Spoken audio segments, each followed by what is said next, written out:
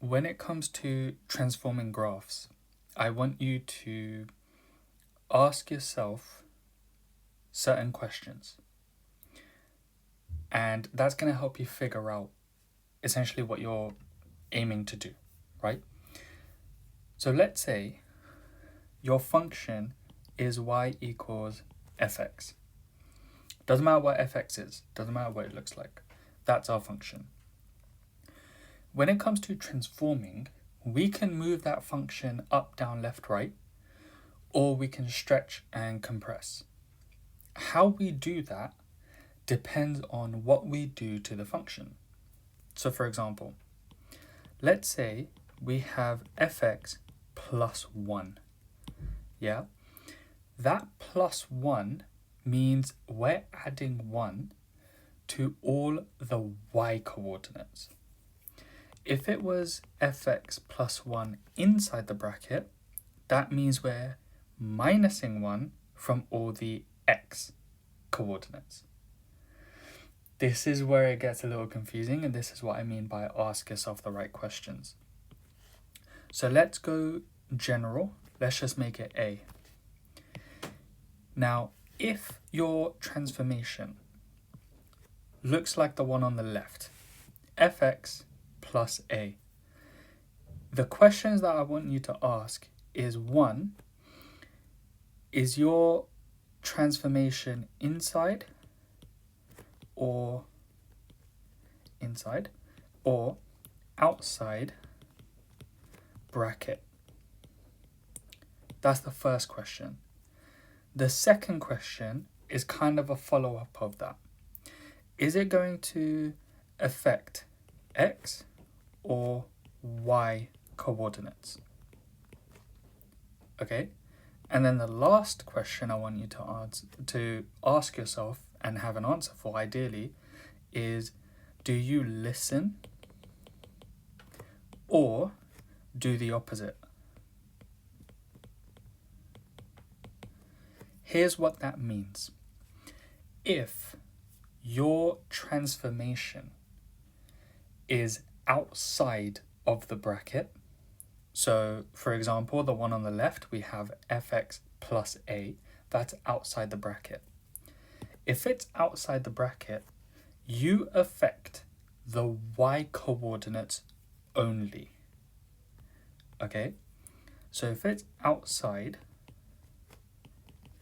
you affect the y coordinates only, and you listen.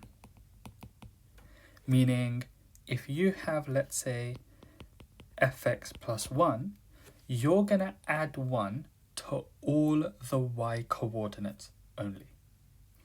Okay, let's say if your transformation was inside the bracket.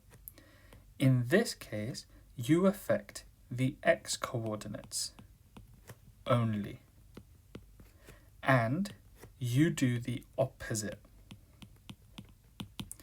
So if you have fx plus 1 like this, your transformation is inside the bracket, you're affecting the x coordinates only, and you do the opposite of what they tell you to do. If they're telling you to add 1 to all the x coordinates, you're going to minus 1 from all the x coordinates. That's it. That's how transformation works. That can go with add, subtract, multiply, or divide. It can even go with minuses. Doesn't matter. So, I've put up 2 questions on the board. I'm going to go through question 1. You're going to try question 2 on your own. Or you can pause it and you can try both on your own if you want to. I'm going to explain question 1 a bit more thoroughly though. One thing to keep in mind is that transformations also apply to asymptotes. Okay, so question 1, part A. You've got the function, you've got the graph, shall I say, and they've told you for part A is f(x plus 1). Let's ask ourselves those same questions. Is our transformation inside the bracket or outside the bracket? Inside. So, are we affecting x coordinates or y coordinates? X. And are we going to listen or do the opposite? We're going to do the opposite. So, the f(x plus 1) function will have coordinates at -1, 2, at 0, 0, at 3, 4, and it's going to go through 5.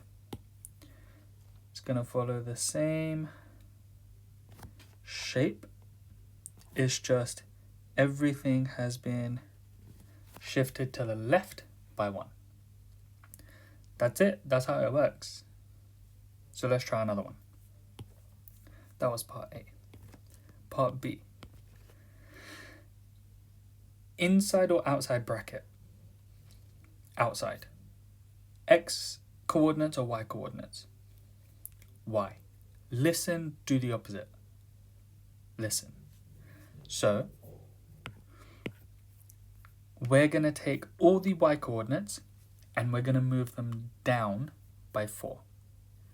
So, instead of 2, it's going to be -2. Instead of 1, 0, it's going to be 1 minus 4. Instead of 4, 4, it's going to be 4, 0. And instead of 6, 0, it's going to be 6 minus 4. And you just draw the same thing. So, touch is there. It's going to touch there. It's going to go through that. Cool. Done. If you feel more comfortable now, see if you can attempt D, G, and H for question 1. If not, I'm still going to go through it. Okay. F bracket 2x. This is going to be the same as f2 times x. Okay? Let's ask ourselves the same questions. Are we inside the bracket or outside? Inside. Are we affecting x or y? X. Are we going to do the opposite or are we going to listen? We're going to do the opposite. So they're telling us to times all the x coordinates by 2. What are we going to do? We're going to divide all the x coordinates by 2. So the graph will look something like this, where this coordinate stays the same, 0, 2, because 0 divided by half is 0. The 1, 0 you see at B divided by 2 is now a half 0. Did I say divided by a half earlier? I meant divided by 2. Sorry. Next one. 4, 4. Divide the x coordinate by 2. You get 2, 4. And then 6, 0. Divide the x coordinate. 3, 0. There you go. That's that one. Okay, if you feel more comfortable now, try doing G and H on your own. If not, I'm still going to go through it. So, G. A half fx. Same questions. Inside or outside the bracket? Outside. Affecting x or y? Y. Listen or do the opposite? We're going to listen. So, we're going to times all the y coordinates by a half. Okay. 2 times a half is 1. That is going to remain the same. 4, 4, the 4 in the y coordinate times that by a half becomes 2, so 4, 2. And then 6 still remains as 6. And now when we draw, something like that. Okay, last one, h.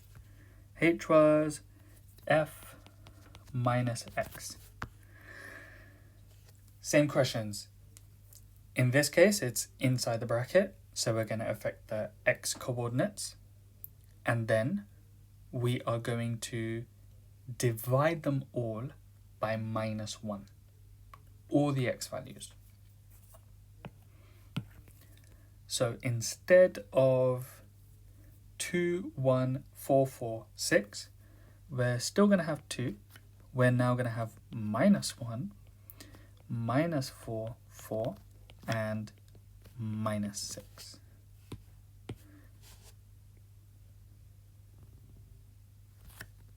Like that. There we go. That's that one done. Okay. Have a look at question 2. I want you to try question 2, please.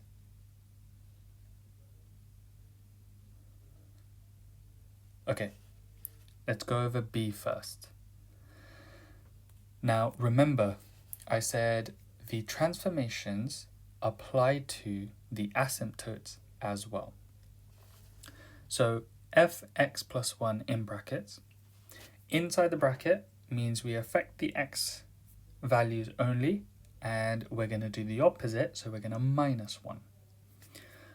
So it's going to look something like this, where the asymptote is now x equals 0, y equals 2 is still there. Yeah, I know it touches, sorry, it's a rough sketch, but you get what I'm trying to say. And then where it originally cuts at 0, 0, it's now going to cut through 0 or 1, 0. Okay? I hope that made sense. I know with the sketch it's not very good, but I hope I'm getting the point across. Okay, C. Outside the bracket, affecting y values, you're going to listen, you're going to times them all by 4, all the y values, including the asymptote.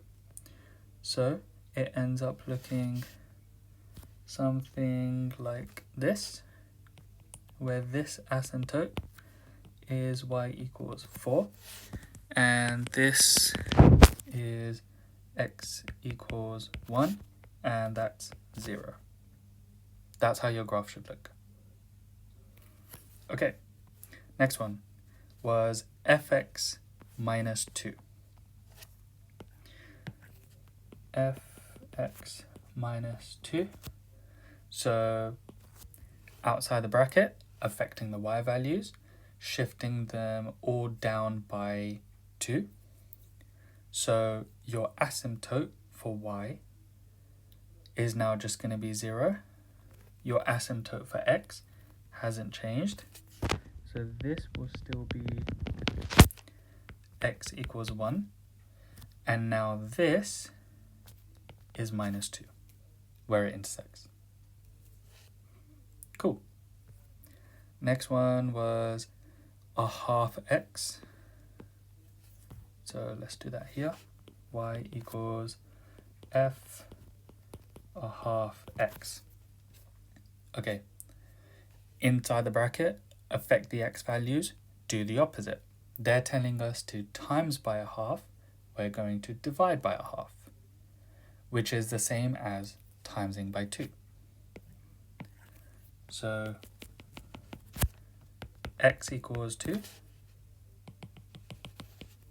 and y equals 2 as original. This is going to cut there. That's going to go like that. this remains at 0. Okay, last one. Last one was y equals minus fx. Outside bracket means we affect the y values only, and we listen. So we want to times all the y values by minus 1. Let's start off with the asymptotes. X equals 1. Y is now going to be minus 2. Y equals minus 2. Now, your intersection will still be at 0. Now, if you notice, in the original one, it's in this quadrant and that quadrant. All the y values have now become negative. If they were already negative, they're going to be positive. So this is technically all going to shift down into here. And that is all going to shift up into there. So they've like swapped places. So it's going to look something like that and that. But there we go. That is transforming graphs. You want to ask yourself the same questions every time and then take it from there.